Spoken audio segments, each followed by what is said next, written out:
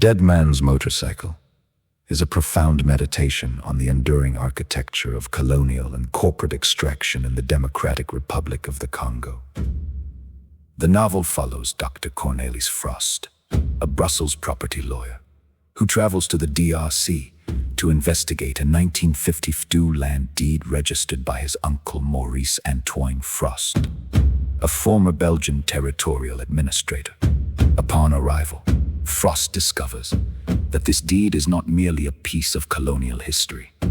It covers 14,000 hectares of volcanic land, a portion of which overlaps with the infrastructure corridor of the Sicomines mining consortium, a massive Chinese-backed joint venture. Frost's journey from the port of Matadi to the eastern city of Goma on his uncle's restored 1977 Yamaha XS750 serves as a physical traversal of a history that remains operational. As he investigates the deed, he encounters Amina Mbeki-Lwa, a Kinshasa-based advocate who has spent nearly a decade building a legal case against the consortium.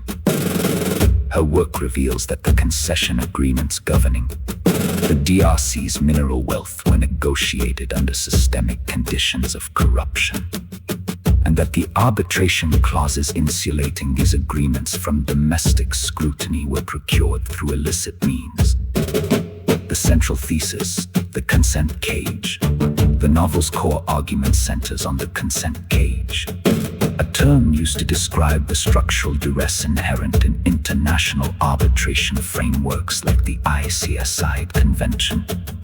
The narrative posits that sovereign states facing fiscal crisis and urgent infrastructure needs are coerced into signing contracts that strip them of their regulatory sovereignty. Once these contracts are signed, the legal system, specifically the ICSI framework, treats the state's consent as conclusive, regardless of the corruption involved in obtaining that consent. Through Frost's legal expertise and Amina's evidentiary archive, the novel systematically dismantles the myth of a neutral, fair international legal order. It demonstrates how the Shell Doctrine, the use of formal legal instruments to create the appearance of state legitimacy, while hollowed-out institutions serve external interests, functions in tandem with proxy warfare to displace populations and ensure that resources can be extracted without accountability.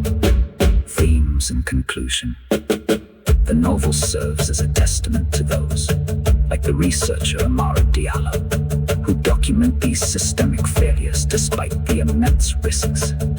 It concludes not with a simple resolution, but with an understanding of the ongoing nature of history.